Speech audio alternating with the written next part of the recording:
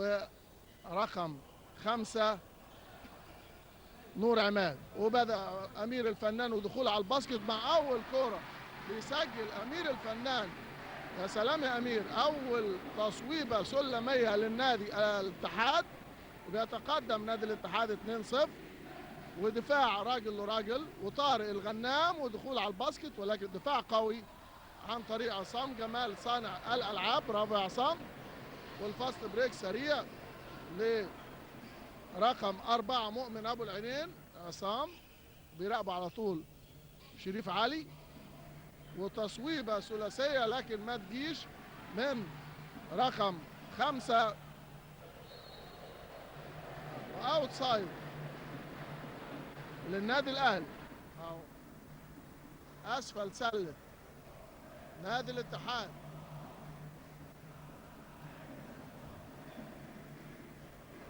على طول امير الفنان ودخول على الباسكت ولوحده تصويبه كده وهو في الهواء، لكن طارق على طول لاسلام علي، وتمريره لايهاب الالفي على الثلاثيه. يا ولد يا ايهاب، واول تصويبه ثلاثيه لايهاب الالفي. وثلاثه النادي الاهلي، 2 نادي الاتحاد.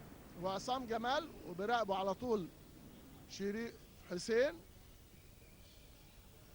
ومؤمن ابو العينين وامير الفنان ومعاه ايهاب الالفي. وداخل امير على الباسكت لوحده خالص، محدش. برافو يا امير يا فنان. و4 النادي الاتحاد، 3 النادي الاهلي. وايهاب فتحي المنتقل من نادي الزمالك الى النادي الاهلي. وتمريره على طول لايهاب الالفي لطارق الغنام. هنا في خطأ شخصي لطارق الغنام. طارق الغنام اوت سايد بيحتسبها الحكم الدولي محمد يونس. فاول ايهاب وشريف علي وعصام جمال ماسكه على طول، وداخل شريف وتمريره جميله. هنا في خطأ شخصي على محمد رمضان. اهو شوفوا حضراتكم بقى الاشاره دي، يعني رقم 11 محمد رمضان، خطأ شخصي وباسكت وفاول 1 مور. وبيرتفع رصيد النادي الاهلي الى 5 مقابل 4 نقط لنادي الاتحاد. والتصويبه الاضافيه لطارق الغنام. برافو يا طارق. وعلى طول عصام جمال، وبيراقبوا على طول شريف حسين امير الفنان، والدخول من الاونلاين، ولكن الدفاع قوي من النادي الاهلي. وعلى طول بياخدها عصام، وعصام بيحاول يشوط على الباسكت، طلعها بره. وتصويبه ثلاثيه ما تجيش، ولمها طارق لايهاب الالفي، ودخول على الباسكت من ايهاب، ويرجع لمها ثاني لايهاب فتحي صانع العاب النادي الاهلي، بيقول برقم الخطه. وعلى طول ايهاب الالفي لمصطفى الشافعي. يا ولد يا مصطفى يا لعيب، برافو يا مصطفى يا شافعي.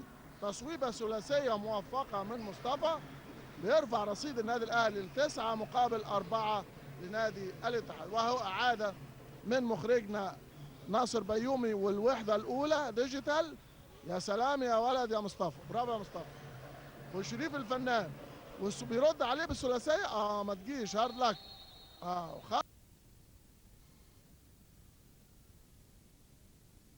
يوسف بيحكم هذا اللقاء، حكم اول محمد يونس من القاهره، وحكم ثاني اشرف يوسف. وبيراقب هذا اللقاء الكابتن مجدي عبده رئيس اللجنه العليا للحكام امير السلام. وبيخترق النهارده.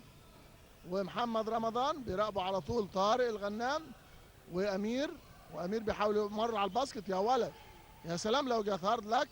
وعلى طول واوت سايد لنادي الاتحاد، لان مؤمن ابو العينين اخطا في التصويب من تحت السله، ولكن لمست ايد لاعب من النادي الاهلي امير الفنان، وتهويشه كده وبيرجع ثلاثيه تاني. وخطا شخصي على ايهاب فتحي، هيستلزم 3 رميات حره. ليه؟ لان امير كان بيشوط ب3 رميات. واول تغيير لنادي الاتحاد وخروج محمد رمضان ونزول اشرف ربيع، وهو 3 رميات زي ما حضراتكم شايفين اهو، الاشاره ب3 صوابع يعني 3 رميات. الرميه الاولى وامير الفنان، يا ولد يا امير يا لعيب، امير من نجوم منتخب مصر القومي. والرميه الحره الثانيه الامير، الرميه الحره الثانيه، برافو يا امير. 9-7 لصالح النادي الاهلي. والرميه الحره الثالثه، يا سلام يا امير، برافو يا امير. 9-7 زي ما قلت لحضراتكم، 6 دقائق و50 ثانيه متبقي من زمن الفتره الاولى من المباراه. ايهاب فتحي، مصطفى الشافعي، وحاول يشوط وما تجيش هارد لك، خدها على طول مؤمن ابو العينين. دفاع قوي من ايهاب فتحي، برافو يا ايهاب. واوت سايد لعصام جمال، ويقطعها ايهاب الالفي. وخطا شخصي على عصام جمال، وده الخطا الشخصي الرابع على نادي الاتحاد. يعني اي خطا شخصي تاني هيبقى برميتين حرتين. وايهاب الالفي، طارق الغنام، وتصويبه كده وهو في الهواء، لكن ياخدها مؤمن ابو العينين لعصام جمال اللي بيعدي نص الملعب في رقابه لصيقه من شريف علي المخضرم الواعي لاعب النادي الاهلي. ومؤمن داخل على الباسكت وبيرجعها، وتصويبه جميله وما تجيش وتتلم تاني، لان الحكم كان مصفر في نهايه ال 24 ثانيه. وامير الفنان ودخول على الباسكت وهنا بيحتسب الحكم اشرف يوسف خطا شخصي على طارق الغنام، واوت سايد لنادي الاتحاد. طارق بيحتاج بيقول يعني انا اتحركت معاه بس، لكن يا طارق الحكم هو الاقرب وهو اللي شايف اكتر. وامير الفنان وتمريره، لكن قطعها شريف علي، و3 على 1، وشريف على طول لايهاب الالفي وحاول يشوط، لكن خدها شريف تاني وعلى الثلاثيه لوحده. ما تجيش هارد لك يا شريف. وعصام جمال تمريره على طول لامير الفنان، ولكن يقطعها يا ولد يا مصطفى يا شبع لشريف علي اللي داخل على الباسكت وما تجيش، وبيلمها على طول رقم 4 مؤمن ابو العينين. وتمريره جميله ياخدها على طول طارق، اخطبوط السله طارق الغنام، لانه الراجل ده طويل فعلا وبيستغل جسمه كويس قوي. وثلاثيه شريف علي وما تجيش ولمها، برافو يا مؤمن. مؤمن ابو العينين لاعب مجتهد. وعصام جمال صانع الالعاب بقول لهم رقم الخطه. والنادي الاهلي بيلعب دفاع راجل لراجل زي ما حضراتكم شايفين. عصام لامير الفنان، ويا ولد يا امير من فوق ايدين طارق بيطير في الهواء برغم فرق الطول، الا ان امير الفنان بيسجل اول تعادل في المباراه 9-9 وباقي 4 دقائق و39 ثانيه. والهبت حماس الجماهير يا امير الكره اللي فاتت. وعصام جمال وامير تاني، وامير على الباسكت، يا ولد يا ولد يا امير يا عصام، باصه جميله جدا، فاست بريك سريع. هي دي الالعاب الباسكت الحديثه، ان الكره ما توقفش. واول تقدم لنادي الاتحاد، واعاده هي جميله من مخرجنا ناصر بيوم، الوحده الاولى ديجيتال، وعلى طول شريف وايهاب الالفي وايهاب فتحي. يا سلام يا ايهاب، باصه جميله من ايهاب فتحي لمصطفى الشافعي، برافو يا مصطفى، على طول ما كدبش خبر. ومصطفى الشافعي بيسجل التعادل الاول للنادي الاهلي. بعد ما كنا بنقول التعادل الاول للاتحاد، بنقول التعادل الاول للنادي الاهلي. وعلى طول الفاست بريك اسرع يا ايهاب، ايهاب فتحي لايهاب الالفي، لايهاب فتحي تاني وداخل على الباسكت، ولا تمريره خاطئه كده لامير الفنان وعصام جمال، وخطا وفاول، فاول وباسكت وان مور بتمريره جميله من امير بيرجع الهديه لعصام، لان عصام اداله قبلها فاست بريك جميل. وهنا الجمهور الواعي جمهور نادي الاتحاد بيشجع اللعبه الحلوه وبيشجع فرقته، وده اللي المفروض يكون يا جماعه في التشجيع المثالي للنادي الاهلي او نادي الزمالك او نادي الجزيره او الاتحاد او جمهور الباسكت الزواق. نرجع تاني للجمهور الجميل بتاعنا ان شاء الله. وتصويبه و14 11 لصالح نادي الاتحاد. وطارق ومصطفى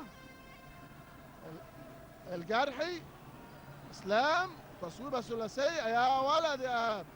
ايهاب الالفي بيرد بثلاثيه جميله و14 14 ومتبقي 3 دقائق على زمن الفتره الاولى اعزائي المشاهدين.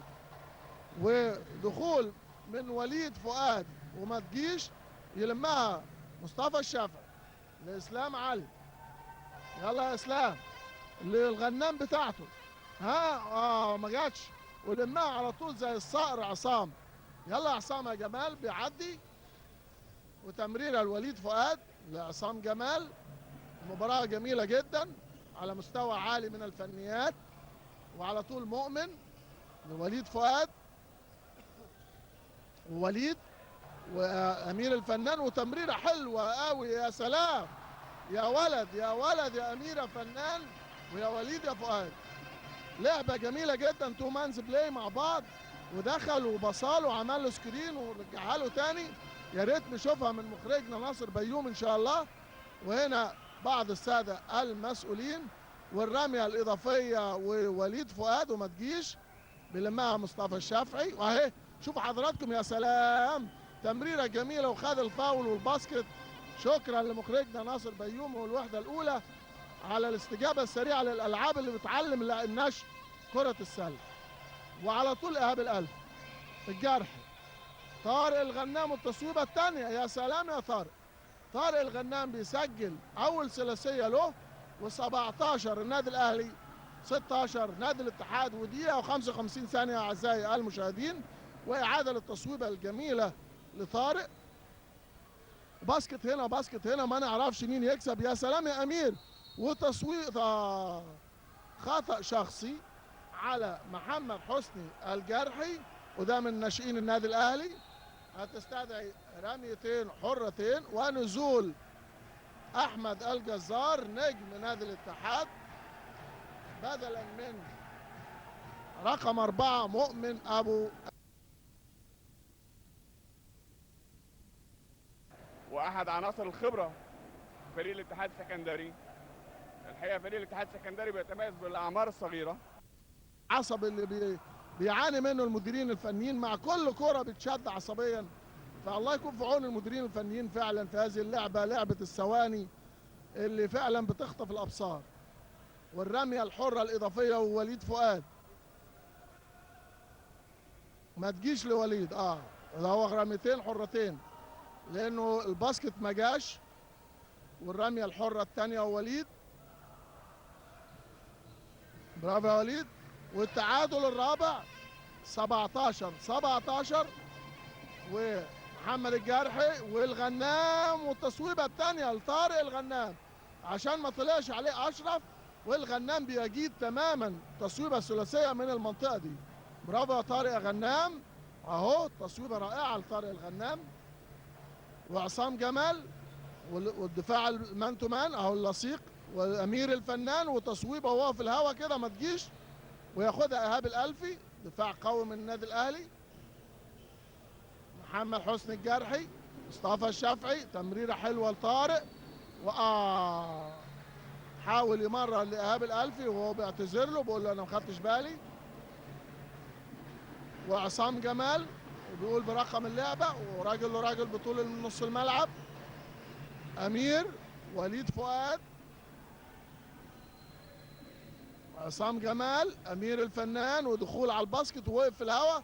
لكن طبعا العملاق طارق الغنام له راي ثاني، ولكن مثابره امير الفنان اهو بيشاور بيقول انا صلحت غلطتي. خدها ولف وحط الباسكت. و19 نادي الاتحاد 20 النادي الاهلي، وباقي 30 ثانيه اعزائي المشاهدين على نهايه الفتره الاولى من الشوط الاول. اسلام علي طارق خطأ شخصي على وليد فؤاد، اوتسايد، لانه لسه فريق النادي الاتحاد لم يرتكب اكثر من 4 اخطاء شخصيه، وده الخطأ الشخصي الرابع. و19 ثانيه متبقي على نهايه زمن الفتره الاولى، والغنام ولكن ياخدها تاني محمد الجرحي، وهيمشي لغايه اخر ثواني في المباراه ويلعب لعبه معينه. 10 ثواني، 8، 5، المفروض هيلعب على الباسكت خلاص. ومع التصويبه بيصفر اعزائي المشاهدين ترابيزه المباراه بانتهاء الفتره الاولى الحماسيه لصالح النادي الاهلي 20 ونادي الاتحاد 19، فرق نقطه واحده.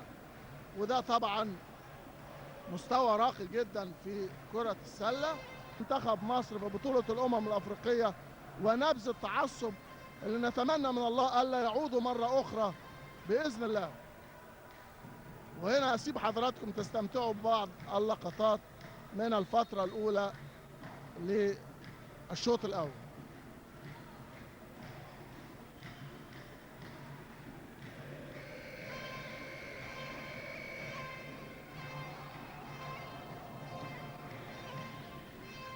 وهنا الحكم بيطلب من كابتن ماجد الدالي مدير الصالة تظبيط الساعة. اسلام علي، شريف الضياستي، ايهاب الالفي، محمد الجرحي، والثلاثية الثانية لإيهاب ما تجيش وبيلمها طارق الغنام. وخطأ شخصي على أحمد الجزار لطارق الغنام، يستلزم رميتين حرتين.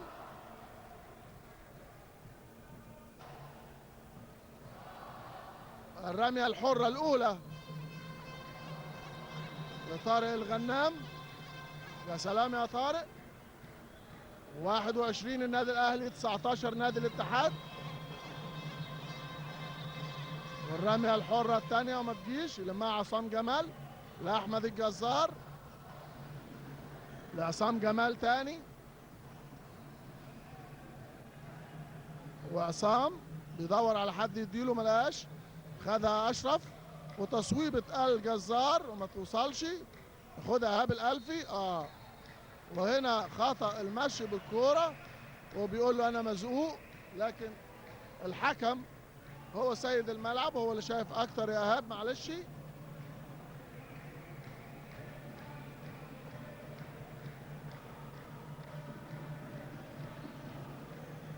أحمد طارق الصباغ ابن نجم مصر نادي الاتحاد طارق الصباغ ومن ناشئين نادي الاتحاد، نزل دلوقتي أرض الملعب رقم 13. أنا شايف إن كابتن أشرف وكابتن طارق وصفي بينزلوا بعض اللاعبين الصغار في السن، بيحاول يجدد فرقته، وطبعا دي بتحتاج وقت وبتحتاج مجهود من المدير الفني. وشريف الضياستي، اسلام علي، واوتسايد في الصوره حضراتكم ده اهو رقم 13 احمد طارق الصباغ الجرحي وشريف الضياستي. ما تجيش يكملها طارق. يا سلام يا طارق، اطول لاعب في المباراه على طول طارق الغنام. ورقم 7 من نادي الاتحاد ياسر سعيد، وتصويبه من وليد فؤاد لكن خطأ شخصي على طارق الغنام. اهو شوفوا حضراتكم تكملة طارق بقى، اهو طارق الغنام مفيش حد معاه خالص، ووليد فؤاد، ورميتين حرتين لوليد. و23 نادي الاهلي، 19 نادي الاتحاد. 8 دقايق 46 ثانية متبقي من زمن الشوط الأول. 23-20. برافو يا وليد. 23-21.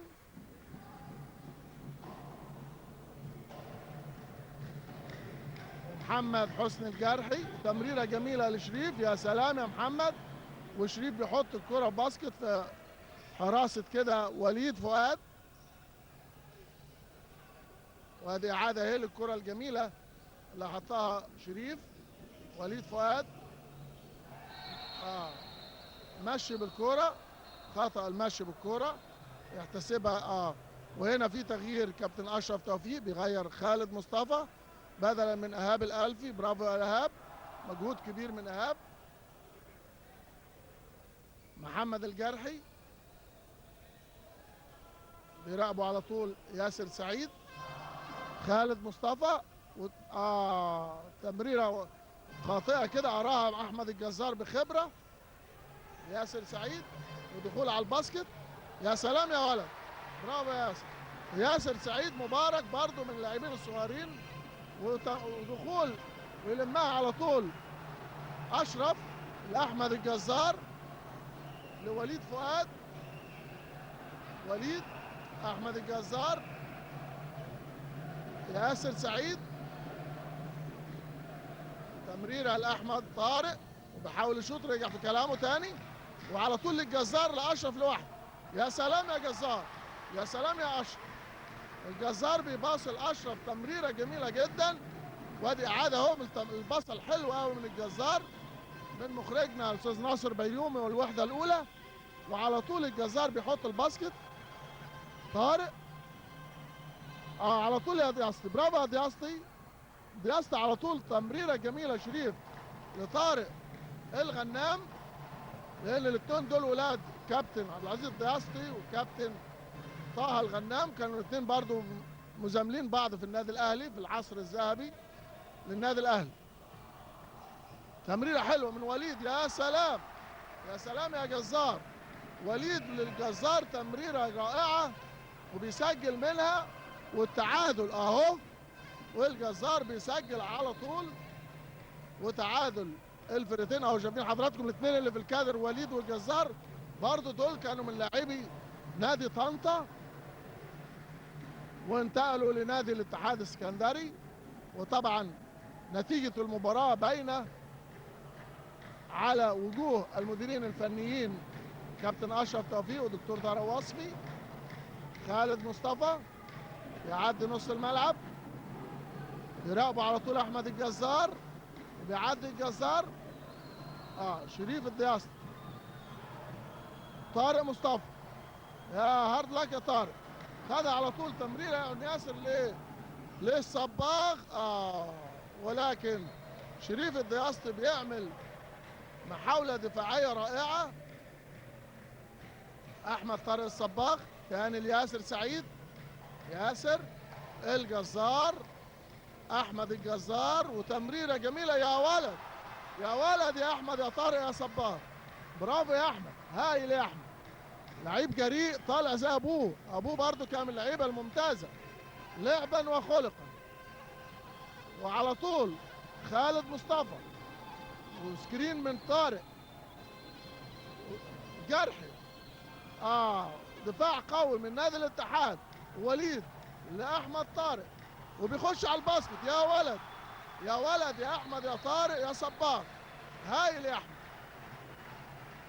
31 نادي الاتحاد اهو، شوفوا حضراتكم التحكم في الكوره وشمال ويمين ودخول بجرأة يحسد عليها من الكابتن أشرف توفيق المدير الفني الواعي للنادي الأهلي، لأن حس إن فرقته اتدربكت وأصبح الفارق 31-27، فبسرعة لحق يطلب تايم اوت عشان يصلح أخطاء فرقته.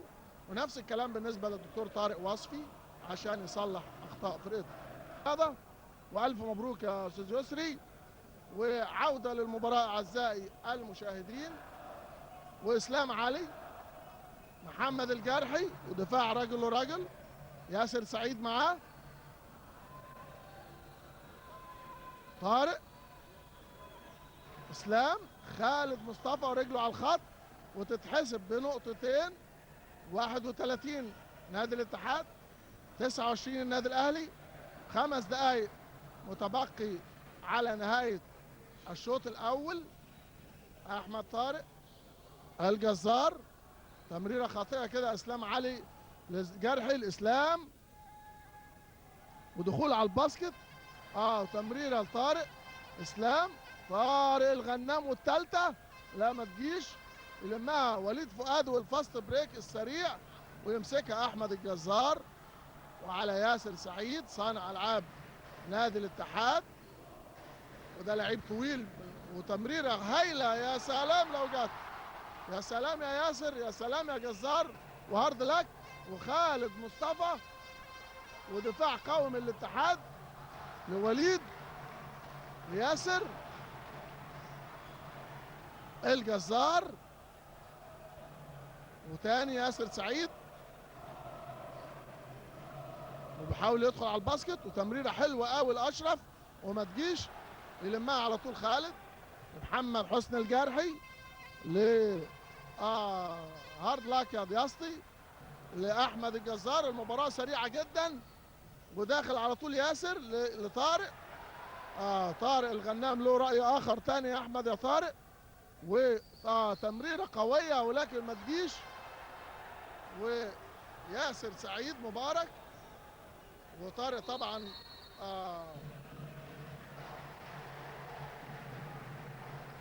خطأ شخصي اوت سايد لنادي الاتحاد، ووقت مستقطع طلبه دكتور طارق وصفي المدير الفني لنادي الاتحاد علشان الفارق 31-29 لصالح الاتحاد، فارق باسكت.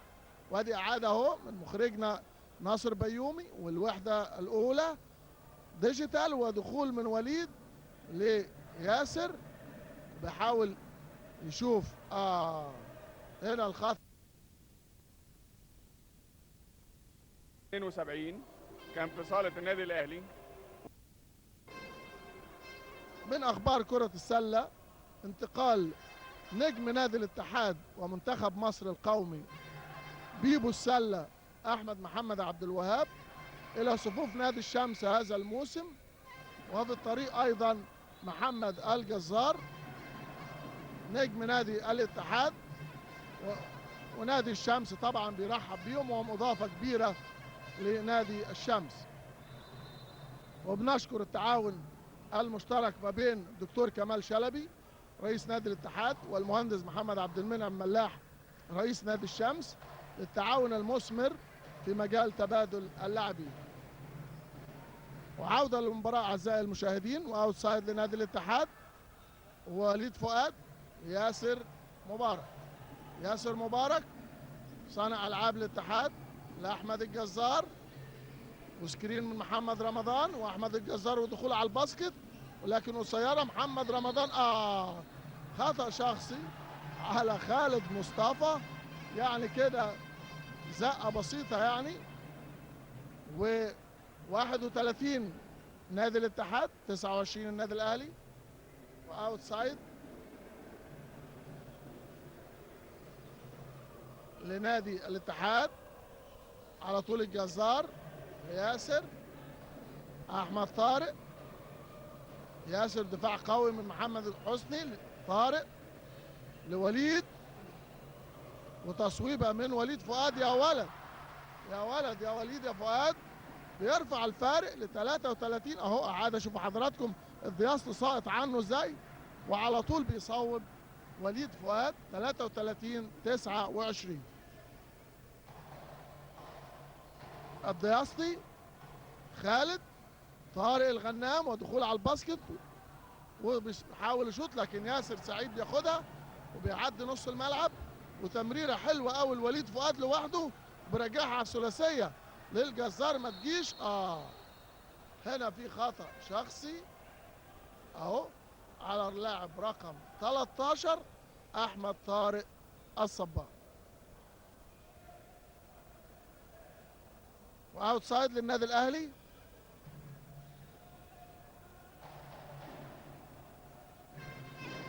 محمد الجرحي صانع الالعاب، خالد مصطفى، وفي رقابه لصيقه من احمد الجزار لاسلام علي.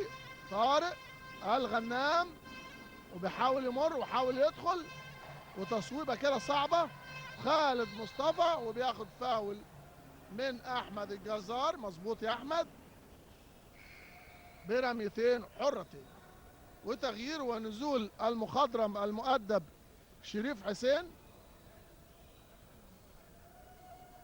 ونزول وخروج محمد حسن الجرحي. خالد مصطفى، شريف علي نجم النادي الاهلي رقم 6 نزل دلوقتي، وعلى طول خالد مصطفى بيقرب الفارق لنقطتين. 33-31 لصالح نادي الاتحاد. ودقيقتين و12 ثانية أعزائي المشاهدين متبقي من زمن الشوط الأول. وليد فؤاد بيحاول يدخل على الباسكت في حراسة شريف الضياستي، ولكن خد خطأ شخصي. في حالة تصويب ولا اوتسايد؟ ايوه في حالة تصويب، وبرميتين حرتين. ونزول امير الفنان بدلا من احمد طارق، والتصويبة الاولى وما تجيش.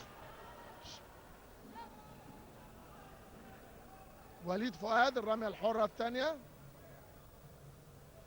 الرميات الحرة دي مهمة قوي يا وليد. 34 نادي الاتحاد، 31 النادي الاهلي. وبروح رياضية بيسلموا على بعض، يعني بقول له انا اسف ما اقصدش ان انا اضربك. شريف علي والثلاثية يا ولد يا شريف يا علي، هو ده اللعيب بتاع الاوقات الحرجة. شريف علي هو بيسجل التعادل الخامس للنادي الاهلي، وفي حراسة ياسر للفنان. خدها شريف علي تاني بخبرة، والفنان يمسكها. وهنا هنا الحكم بيقول جامبول. طبعا زي ما حضراتكم عارفين ان الجامبول او رمية القفز اتلغت. الكرة بتتبادل الحيازة اللي له. شوفوا حضراتكم بخبرة ازاي شريف علي حاول يخلي الكرة تقع هو واسلام علي من امير الفنان، والاثنين مش متشابكين في الكرة. واوت سايد ياسر امير الفنان والثلاثيه. هارد لاك. وطارق الغنام على طول لاسلام علي. ودقيقه 15 ثانيه والتعادل 34-34. شريف علي وخالد مصطفى واسلام علي والثلاثيه وما تجيش. على طول وليد فؤاد لامير الفنان اللي بيعدي نص الملعب ودخول بجرأه وقوه. يا ولد يا ولد يا امير فنان. 36 نادي الاتحاد، 34 نادي الاهلي. وادي اعاده الالعاب الجميله اللي بتعلم النشء من مخرجنا ناصر بيومي والوحده الاولى. وهنا على طول اسلام علي للغنام والثالثه. هارد لاك ما تجيش، وبيلمها الفنان والياسر ودخول على الباسكت. يا ولد يا ياسر. وبيرفع الفارق 38-34. واهو الفاست بريك الجميل من الفنان لياسر. وعلى طول خالد طارق اسلام بذكاء كده وبيلف تحت الباسكت. و38-36 و10 ثواني متبقي من زمن الشوط الاول. اهو زي ما حضراتكم شايفين 6-4-3.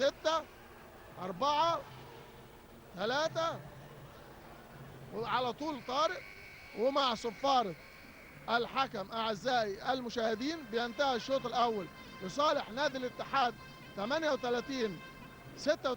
استراحة قصيرة ثم نعود لحضراتكم لاستكمال الشوط الثاني من المباراة. لكم من بكر سليم والمخرج ناصر بيومي والوحدة الأولى أرق التحية. نستودعكم الله والسلام عليكم ورحمة الله وبركاته.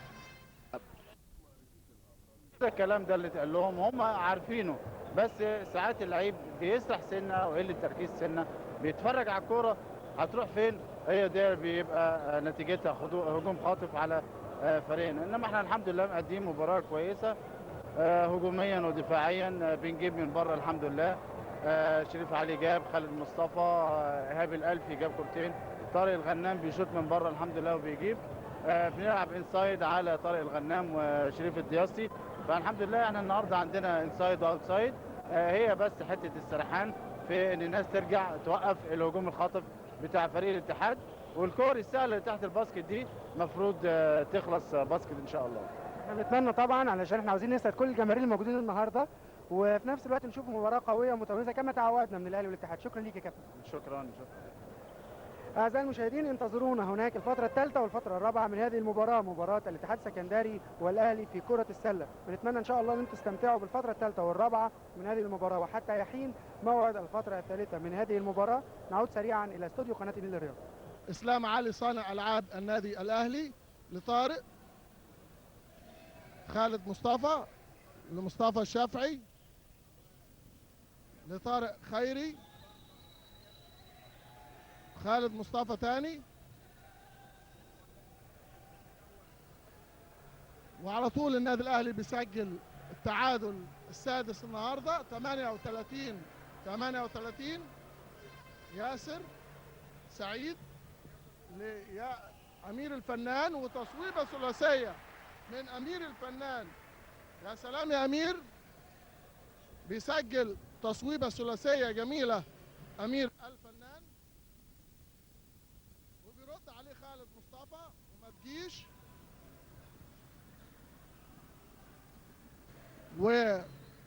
وإسلام لطارق خيري. يا سلام يا طارق، طارق الغنام بيسجل تصويبة ثلاثية جميلة بيرد بيها على أمير الفنان، وإعادة هي على طول لطارق الغنام. أمير، ياسر سعيد، أمير الفنان، ودخول وأوتسايد جانبي لنادي الاتحاد.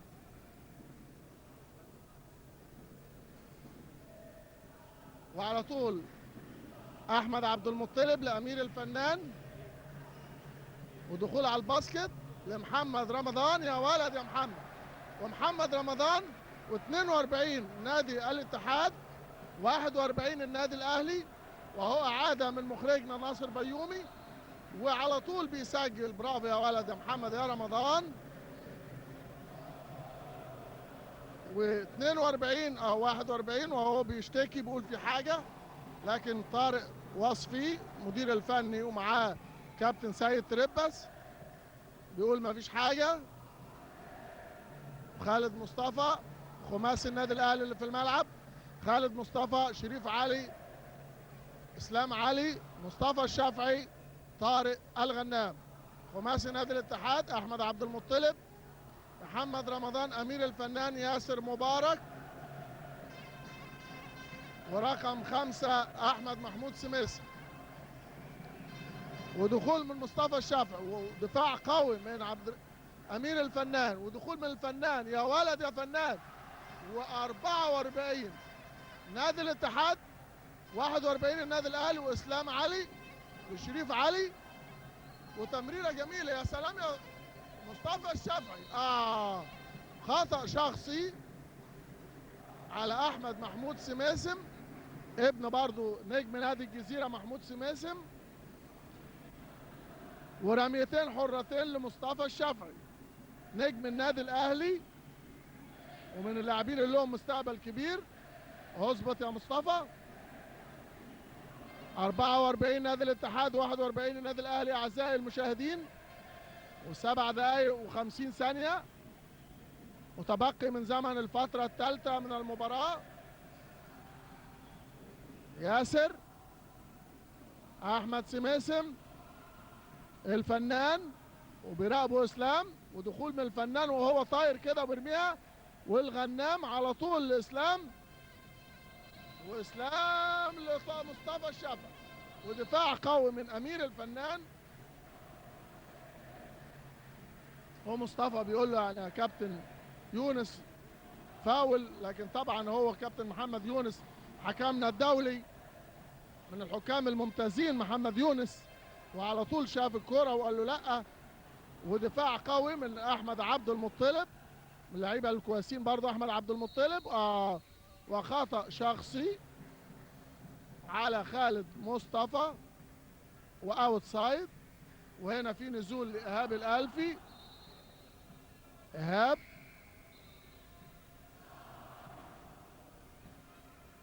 ايهاب بدلا من خالد مصطفى، واوت سايد لاحمد عبد المطلب.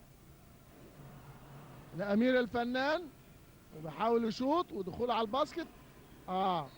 وهنا اوت سايد على نادي الاتحاد.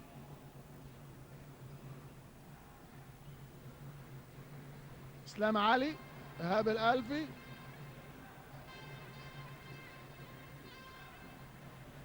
اسلام، ايهاب الالفي ودخول على الباسكت، كرة تقع منه، خدها ياسر سعيد وتمريرة جميلة من ياسر. يا برافو يا ياسر، برافو يا عبد المطلب.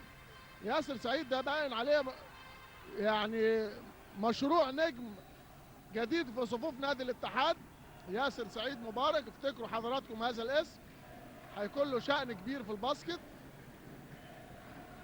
اسلام علي والثلاثية، يا ولد يا اسلام يا علي، برافو يا اسلام. وبيقلص الفارق لنقطة واحدة اسلام علي. 46 نادي الاتحاد، 45 النادي الاهلي. سماسم الفنان وبيحاول يدخل على الباسكت، وعلى طول ياسر سعيد وما تجيش ويلمها على طول ايهاب الالفي. هنا بيقول ان اسلام علي خد الكرة ووقع بيها، يعني ماشي بالكرة. هو كابتن محمد يونس اهو، حتى اسلام علي بيعتذر له. وهنا دور الحكم لما بيكون هادي ما بيعملش اي مشكلة. شوفوا حضراتكم الابتسامة من الكابتن محمد يونس تخلي اللعيب ما تشدش ولا المدرب. وتمريرة على طول لمحمد الجزار، ياسر سعيد او ياسر مبارك لامير الفنان، ودخول على الباسكت ووقوف في الهواء ويلمها الشافعي. برافو يا مصطفى شافعي. اسلام علي والغنام اسلام، ايهاب الالفي ودخول على الباسكت وخطأ شخصي على احمد محمود سماسم لايهاب الالفي. وبعض من السادة المشاهدين بيتفرجوا على المباراة. علي لمصطفى الشافعي واختراق من الحد النهائي، لكن اوت سايد، وفي خطأ شخصي على محمد رمضان من نادي الاتحاد السكندري. ده الخطأ الشخصي الثالث على محمد رمضان، يستوجب رميتين حرتين. نزل عصام جمال صانع العاب نادي الاتحاد، وخرج ياسر مبارك. وفعلا الحكم شايفينه في اقصى الملعب في المنطقه الخلفيه بيطلب عامل الصاله، لان اسلام علي اتزحلق في المكان ده مرتين.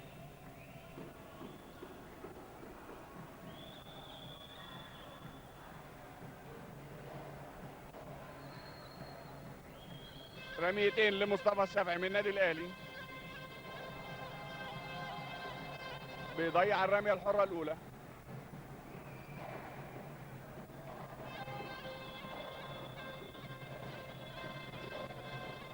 وبيسجل الرميه الحره الثانيه 46-46. والتعادل المستمر بين الفريقين، عصام جمال، احمد طلبه، وادي سميسم، والاختراق من سميسم. سلام يا سميسم، عدى كويس من طارق الغنام وغير الكره على ايده الشمال وسجل نقطتين للاتحاد 48-46. وادي رمضان صقر مخرجنا بيعيدها لنا النهارده. يا سلام، عدى حطها كويس قوي. وبيرد الاهلي بنقطتين. مباراه بقول لحضراتكم سريعه. وادي امير الفنان واختراق من امير ويسجل نقطتين. 50 للاتحاد السكندري، 49 الاهلي. عدى كويس قوي واتعمل له ستار في الطريق كده، فضاه خالص وسجل نقطتين للاتحاد.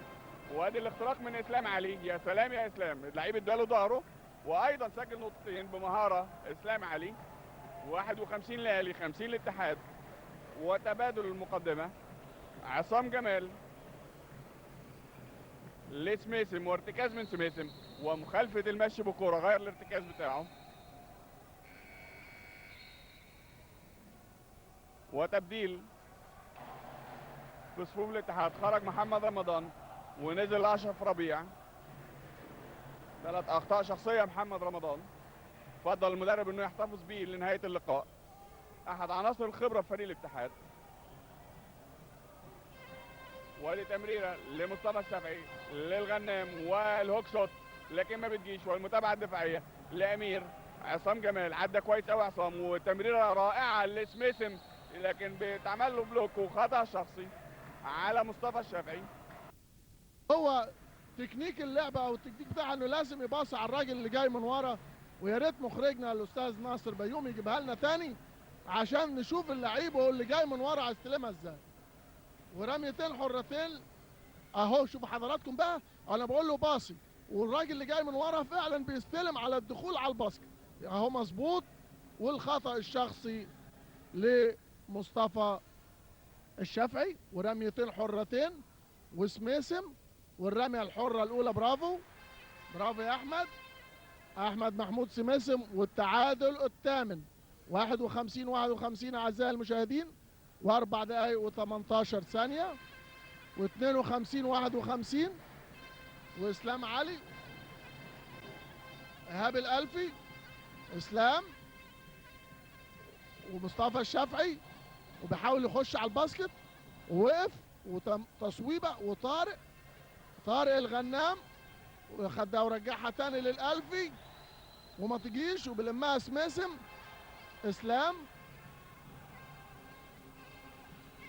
اسلام تاني، وبيراقبوا على طول احمد عبد المطلب، وتمريره جميله لايهاب الالفي والثلاثيه وما تجيش، وياخدها طارق الغنام وعلى طول استعجل فيها اسلام وخطا اوتسايد على نادي الاتحاد اهو. شوفوا حضراتكم، والتصويبه اللي ما جاتش، ووقت مستقطع طلبه كابتن اشرف توفيق. والدقيقه 52، الدقيقه 3 متبقي 3 دقائق و36 ثانيه، و52 نادي الاتحاد 51 النادي الاهلي. وزي ما قلت لحضراتكم هنقول لعيبه العصر الذهبي في نادي الاتحاد كان الكابتن مصطفى رجب وكابتن سيد تريبس، شريف ابو الخير، نادي الفتوح. العلامه المميزه طبعا الكابتن مدحت ورده، طارق الصباغ، عمرو ابو الخير، ممدوح ابراهيم، شعبان ابراهيم. دول من نجوم نادي الاتحاد. اما بقى من نجوم نادي الزمالك بقى ما تعدش بقى تحسين عثمان وعادل شرف والدكتور اسماعيل سليم اللي باشر 3 اجيال، وكان لاعب مميز وحقق ما لم يحققه لاعب في تاريخ نادي الزمالك بالنسبه للعهود اللي لعب فيها. وطبعا كابتن عادل عبد الفتاح وكابتن طلعت جنيد وفاروق بغدادي والجندي وندربوس، سحارتي فتحي كامل، سيد ابو الدهب، حمدي سعودي، صلاح راشد وعائله سليم، وطبعا عصام عبد الحميد وحمدي عثمان. اما الجزيره طبعا فكان فيه المرحوم سامي شلبايه وعادل صبري وطلعت توفيق ورياض شراره والحديد وماهر ابو عوف، سيد توفيق، سامي صلاح وعصام خالد. كل دول لعيبه مثلت اجيال واجيال في تاريخ كره السله. وعوده للمباراه وتصويبه احمد يا ولد يا احمد يا عبد المطلب بيرفع الفارق 55 نادي الاتحاد 51 النادي الاهلي في مباراه شيقه ومن اروع مباريات هذا الموسم، ويمكن ما شفناهاش من مواسم كتيره. باسكت هنا وباسكت هنا ومجهود رهيب من الفرقتين ولعب نظيف وتشجيع مثالي، ونرجو ان تستكمل المباراه على هذا المنوال. وخطا شخصي، وطبعا الحكمين على اعلى مستوى كابتن محمد يونس والكابتن اشرف يوسف. وهنا بيقول خطا شخصي او التشجيع المثالي زي ما قلت لحضراتكم. خطا الشخصي ده الرابع اهو، ما يقصدش طبعا، خطا شخصي هيستلزم. وهنا طبعا كابتن ماجد الدالي مدير صالة الاتحاد وبعض المسؤولين، شريف علي الكرة تقع منه على طول، امير الفنان لعصام ورجعها الامير ودخول على الباسكت وخطأ شخصي. وبعض من الوجه الحسن اللي بيشاهد المباراة، وكابتن محمد يونس بيقول له يعني انا شايف اكتر منك، ورميتين حرتين لنادي الاتحاد عن طريق امير الفنان. طبعا نادي الاتحاد في امس الحاجه لهذه المباراه عشان يعدل من مركزه، وطبعا النادي الاهلي بينافس على البطوله ويهمه جدا هذه المباراه. و56 نادي الاتحاد، 51 النادي الاهلي، وشاط ويلمها طارق وما تجيش، وعلى طول مصطفى الشافعي، اسلام، شريف علي، مصطفى الشافعي، ودخول على الباسكت على طول ياخدها عبد المطلب لعصام، ودفاع بذكاء كده وخبره من شريف علي لطارق للألف اللي هيخش على الباسكت. برافو يا ألفي. ودفاع قوي من أحمد محمود سميسم برميتين حرتين، وتغيير وخروج أمير الفنان ونزول نور عماد لأول مرة في المباراة. دكتور طارق وصفي والجهاز الفني والإداري واللاعبين على دكة البدلاء، ورميتين حرتين وإيهاب الألفي، والناحية التانية برضو كابتن أشرف توفيق. إيهاب الألفي والرميتين الحرتين، التشجيع زي ما قلت لحضراتكم مثالي من جمهور الاتحاد.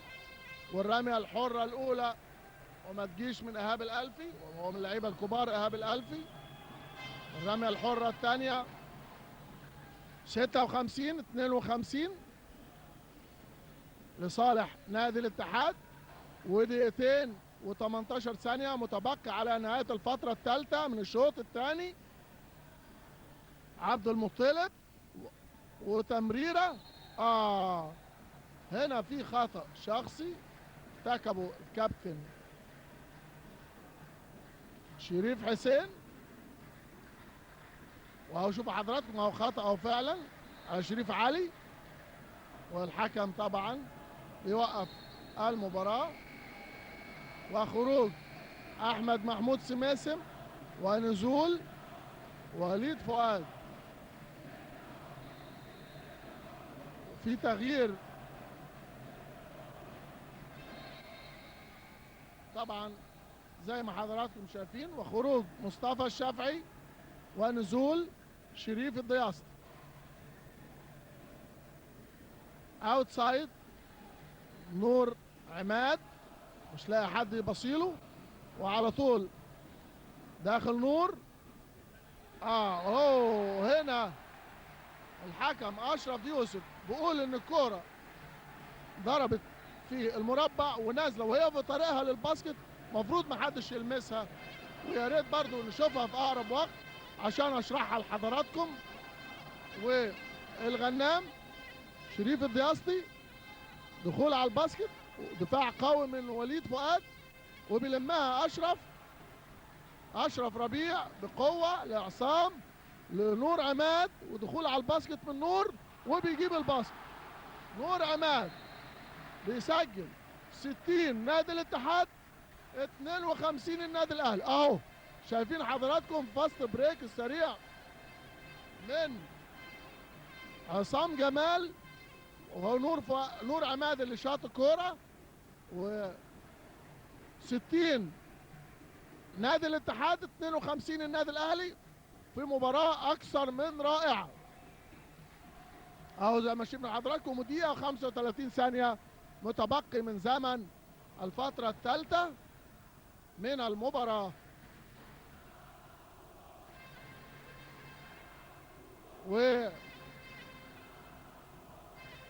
هيكمل لا تغيير ونزول ايهاب فتحي صانع العاب النادي الاهلي، ودفاع قوي من نور عماد، واول فارق يصل ل8 نقاط من بدايه المباراه. ودخول خطا شخصي هنا في متألم طبعا، سلامات يا اسلام ان شاء الله تكون سليمه. خطا شخصي بخبره وذكاء من شريف علي نجم النادي الاهلي، وهو شوفوا حضراتكم وقف له وركبته دخلت في بطنه، لكن ده مشروع في الباسكت وهو ما يقصدش. وما تجيش تصويبه الحره لشريف علي، وهو من اللاعبين المصابين الممتازين شريف. الحرة الثانية، برافو يا شريف.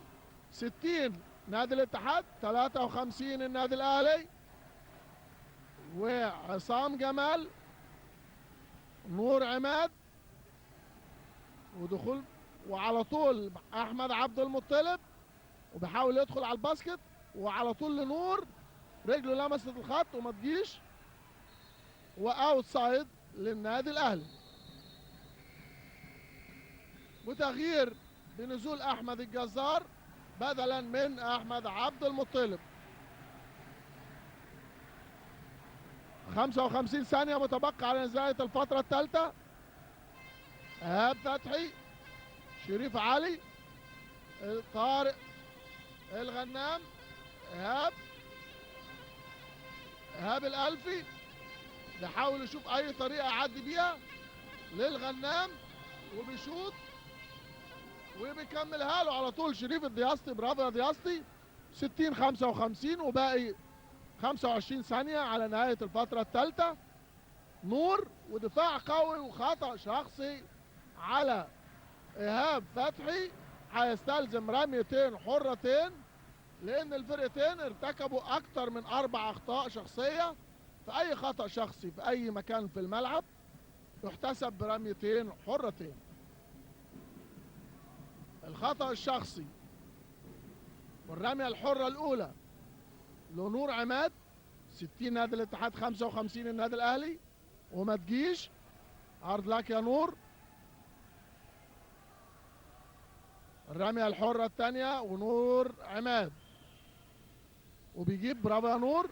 61 55 و23 ثانية متبقي من زمن الفترة الثالثة. ايهاب فتحي صانع الالعاب للنادي الاهلي ومن اللاعبين الممتازين عماد. وخطأ شخصي على شريف الدياسطي، خطأ هجومي. مظبوط يا شريف. والكابتن اشرف بيقول لهم العبوا بريس، اضغط من اول الملعب عشان باقي 12 ثانية و36 من 100 من الثانية.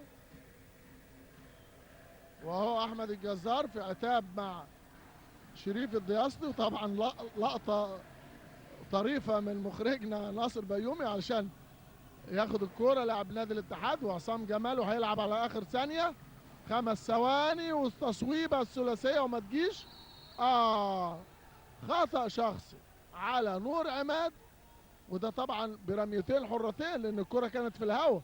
وفاضل حضراتكم ايه 33 من 100 من الثانية. ليه انا بقول الكلام ده؟ لان ده لعبة الثواني، لعبة كرة السلة. لان ممكن 33 اقل من نص ثانية وكان ممكن يكسب بيهم المباراة في الرميتين الحرتين اللي بيشوطهم ايهاب فتحي نجم النادي الاهلي ونجم نادي الزمالك السابق اللي انتقل حديثا للنادي الاهلي.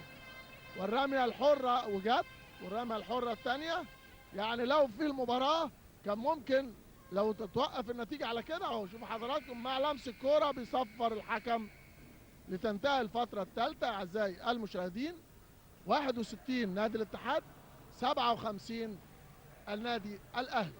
في يوم الخميس القادم بمقر النادي، ومنهم على سبيل المثال وليس الحصر السادة النواب المحترمين دكتور حمدي السيد، المستشار محمد عامر، الاستاذ المندوب الحسيني، الكابتن احمد شوبير، الاستاذ سيد جوهر، الاستاذ محمد مصلحي، كابتن احمد عبد الدايم، الاستاذ محمد فكري زلط.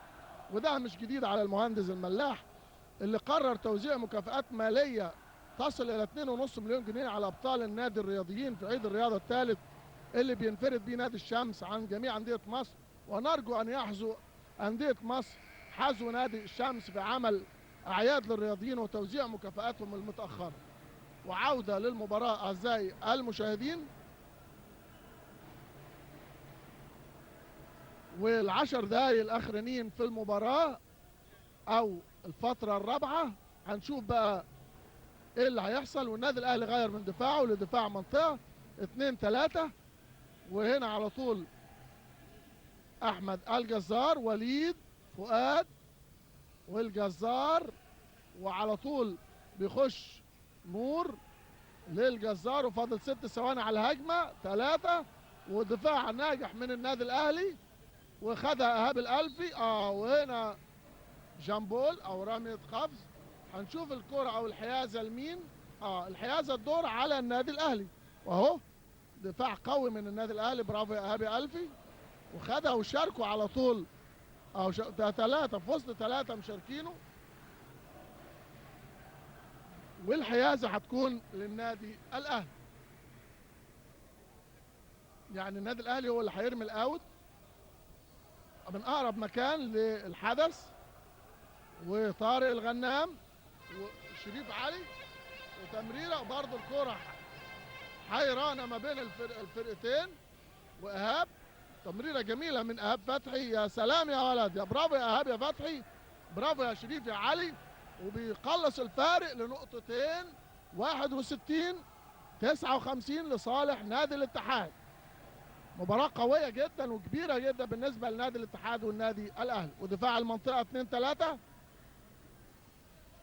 عصام جزار عايزين يفكوا طلاسم الدفاع المنطقة.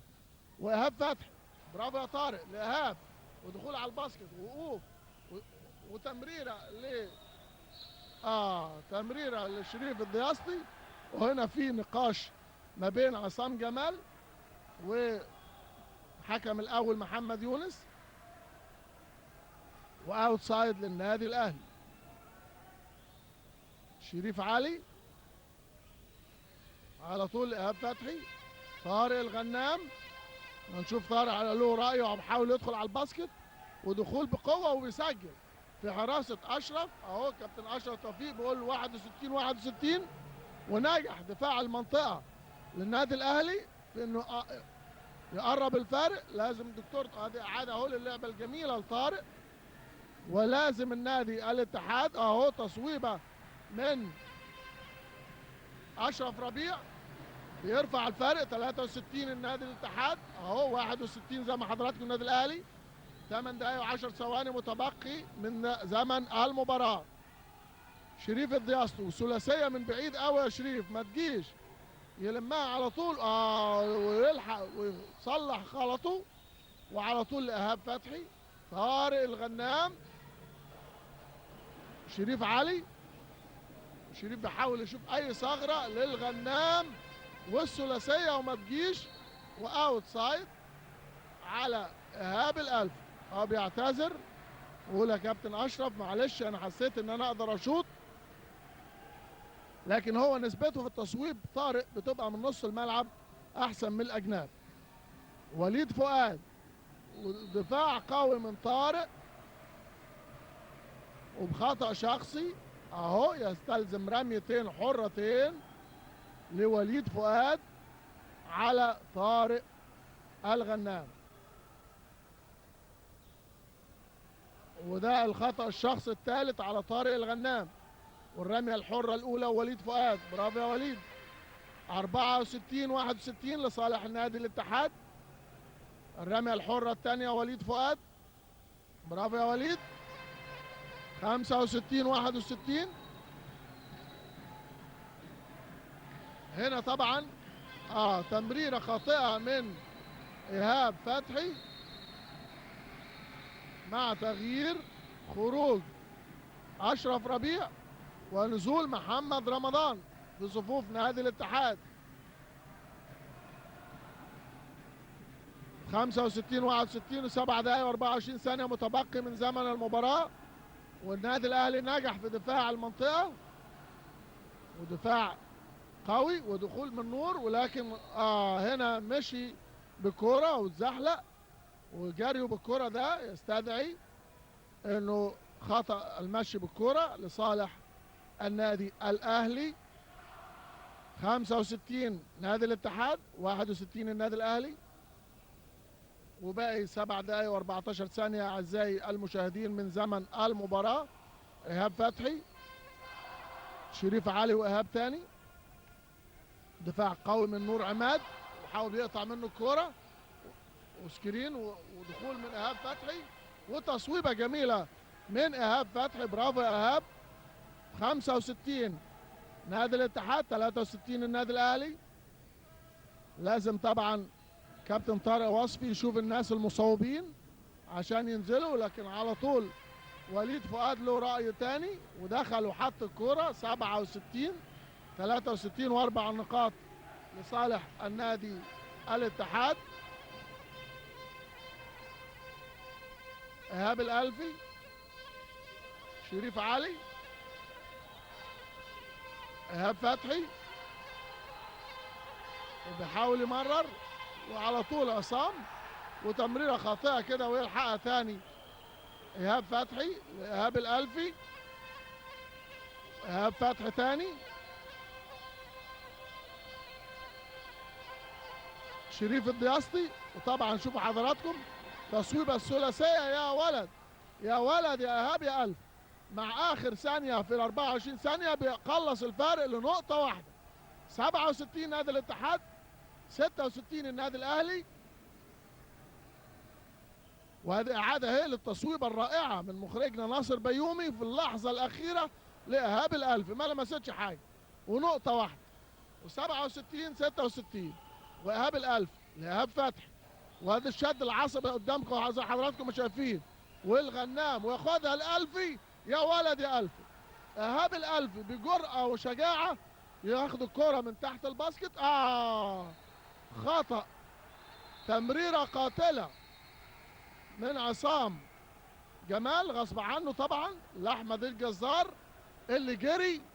وهنا النادي الأهلي 68 آسف 67 نادي الاتحاد، ونقطة واحدة لصالح النادي الأهلي. وزي ما حضراتكم شايفين المباراة على صفيح ساخن، محدش يعرف أبدا مين اللي هيفوز بهذه المباراة إلا بعد صفارة الحكم. طبعا زي ما حضراتكم شايفين الترقب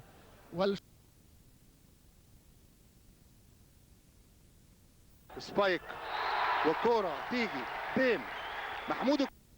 ودي متعة كرة السلة وجمال لعبة كرة السلة الجميلة الزواقة. وطبعا شايفين حضراتكم المديرين الفنيين لكلا الفريقين، كابتن أشرف توفيق المدير الفني المحنك، والدكتور طارق وصفي المدير الفني اللي عمل شغل رائع مع نادي الاتحاد في الفترة الأخيرة. وفرق النقطة لصالح النادي الأهلي، لكن المباراة لسه بدري، ما نقدرش نقول مين اللي هيكسب. 68 النادي الأهلي، 67 نادي الاتحاد. وكرة مع شريف علي نجم النادي الأهلي اهو لإيهاب فتحي. شايفين حضراتكم الترقب اللي موجود اللي بيجيبه لنا كابتن ناصر بيومي على وجوه المتفرجين والمتفرجات والأطفال. الدياسطي للألفي، رقابة لصيقة ضد الألفي من الجزار. الاثنين طبعا منتخب مصر وحافظين لعب بعض، والألفي بيدخل، لكن على طول وليد فؤاد لعصام جمال صانع ألعاب نادي الاتحاد، للفنان اللي نزل دلوقتي عشان يعمل أي حاجة لفرقته أمير الفنان.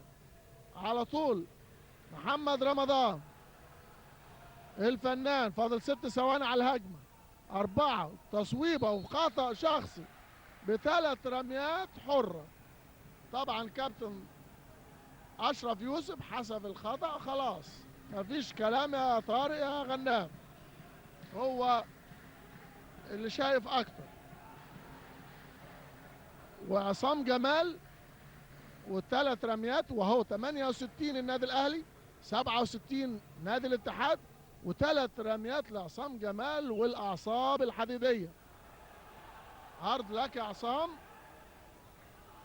والرميتين الحرتين، جمهور طبعا مستعجل. والرمية الحرة الثانية زي ما قلت لحضراتكم عايزة شد عصبي ما يتعملش ساعة اللعب، الشد العصبي بعدين. والرمية الحرة ويجيبها، والتعادل العاشر في هذه المباراة 68 ودفاع راجل لراجل نص الملعب لإيهاب فتحي للغنام طارق، ودفاع دفاع قوي خدها على طول. خطأ شخصي متعمد هنا، طالما ان هو بيحاول يمسك اللاعب مش الكوره، فهنا بيحتسب الحكم رميتين حرتين واستحواذ، وده الخطأ الشخصي الرابع على طارق الغنام. طبعا هنا النادي الاهلي في موقف عصيب جدا، وخروج عصام جمال ونزول ياسر سعيد مبارك، والرمية الحرة الأولى وما تجيش ضيعها أحمد الجزار، والرمية الحرة الثانية والجزار وسجل فيها 69 نادي الاتحاد 68. وزي ما حضراتكم شايفين بيدي الكرة للنادي الاتحاد علشان انه بيقولوا انه كان بيعطله ومسكه من جسمه. امير الفنان ودخول على الباسكت وتصويبه وخطأ شخصي على شوفوا حضراتكم خطأ هجومي او بيشاور على محمد رمضان.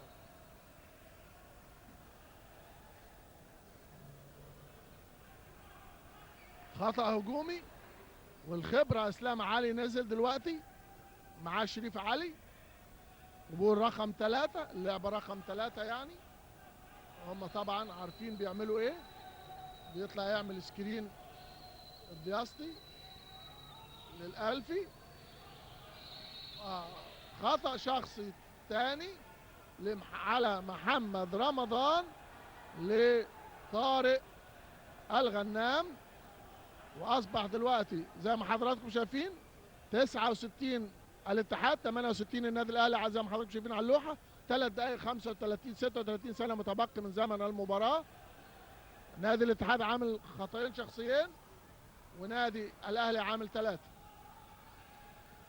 الغنام اسلام علي والغنام والثلاثيه، يا ولد يا غنام، وصلح الاوضاع طارق الغنام بالثلاثيه ويرفع الفارق. وهي زي ما حضراتكم شايفين تصويبه ثلاثيه رائعه. 71 النادي الاهلي 69 نادي الاتحاد. وليد فؤاد والفنان، وتمريره جميله، يا سلام يا فنان، يا ولد يا فنان يا لعيب. دخل من وسط الطوال وراح لقى نفسه اتزنق وراح مبصيها لاحمد الجزار. ويا ريت تشوفها الثانيه دي يا كابتن ناصر يا بيومي علشان نعلم بيها النشء. لما اتزنق اللاعب ما باصه جميله جدا لاحمد الجزار، وبيسجل 71-70 لصالح النادي الاهلي. والرميه الحره الثانيه واحمد الجزار وما تجيش. لا جت، قعدت تتمرجح كده على الحلقه لكن جت. 71 واهو تمريره لطارق.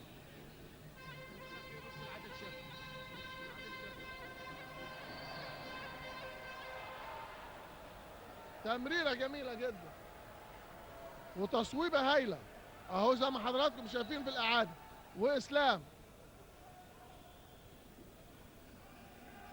وعلى طول محمد رمضان امير الفنان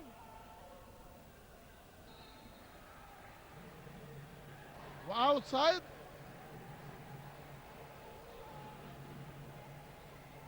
لنادي الاتحاد، لكن على طول بياخدها طارق الغنام للدياسطي. اسلام علي ايهاب الالفي بيحاول يرجع الكره لاسلام. اسلام علي و74 النادي الاهلي 71 نادي الاتحاد. ودقيقتين و30 ثانيه وايهاب الالفي ودخول على الباسكت وخطا شخصي بيرتكبه محمد رمضان برميتين حرتين لانه كان في حاله تصويب على الباسكت. و74 النادي الاهلي 71 نادي الاتحاد، وهيستوجب رميتين حرتين اهو زي ما حضراتكم شايفين. دقيقتين و26 ثانيه متبقي من زمن المباراه، ورميتين حرتين لإيهاب الألفي مهمين جدا جدا بالنسبة للنادي الأهلي، ومهمين أيضا بالنسبة لنادي الاتحاد إن هم ما يجوش. هارد لاك يا إيهاب. 74-71. والرمية الحرة الثانية لإيهاب الألفي. برافو يا إيهاب.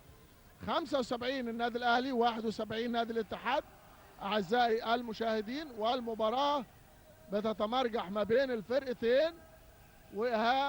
وليد وهنا وليد فؤاد عدى رجله على الخط، وبيحتسب حكم الدولي محمد يونس اوت سايد لصالح النادي الاهلي. هنا الخبره بقى تلعب دورها ودور المديرين الفنيين. اسلام علي ودخول على الباسكت، ودخل على الباسكت، والألفي لإسلام وحاول يدخل على الباسكت، والشريف لطارق، طارق الغنام وتصويبه ما تجيش، ياخدها على طول ياسر للأمير الفنان، ودخول على الباسكت ودفاع.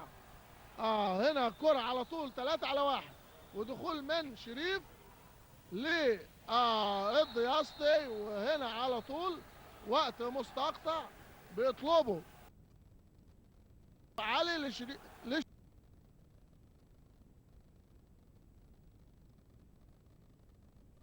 في الاخر.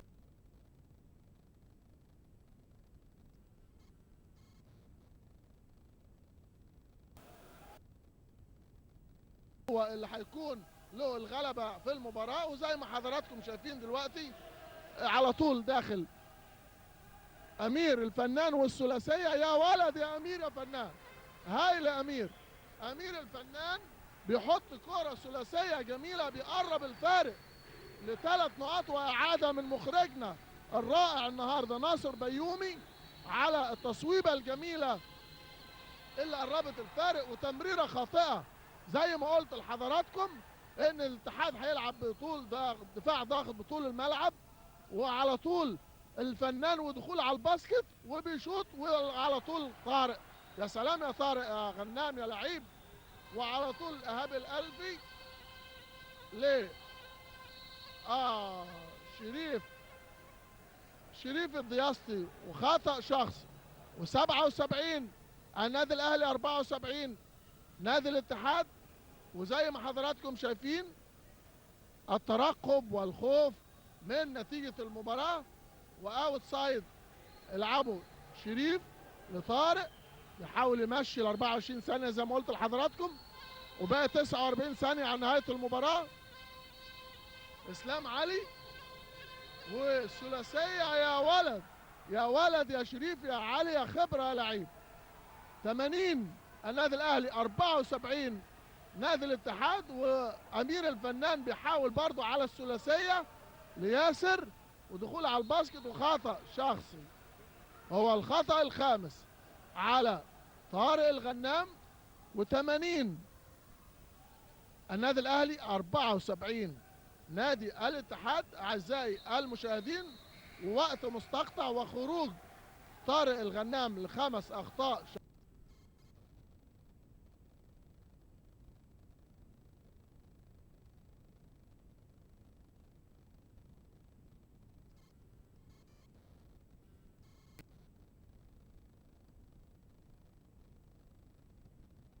والرمية الحرة الثانية وبرضه ما جاتش، وصعبها اكتر، وخطأ شخصي لشريف الضياستي من امير الفنان برميتين حرتين. و27 ثانية و55%، ورميتين حرتين. وكابتن اشرف بيقول له خلي بالك هتلعبوا ضاغط بس بدون فاولات، اهو العب بريس بس بدون فاول. والرمية الحرة الاولى وما تجيش، والرمية الحرة الثانية وجت، و7 نقط. 81-74. وبيقول له بقى ايه، ما تلمسش حد والعب دفاع خفيف على الكوره. وتمريره خاطئه، وتمريره خاطئه ايضا من شريف الضياستي. لياسر ودخول من ياسر والثلاثية لأشرف وخطأ شخصي ب3 رميات على إسلام علي. لعيب خبرة إسلام علي طبعا، قال لك يعني أو بدل ما كان يجيب ال3 رميات ممكن يبقى فيه رمية ما تجيش ولا حاجة، وال7 نقط يعني فارق كبير، لأن 9 ثواني صعب قوي التعويض فيهم. أنا كنت بقول لحضراتكم 30 ثانية يعني ده وقت ممكن يتنفذ فيه الفكر اللي يقرب لسكور. والرمية الحرة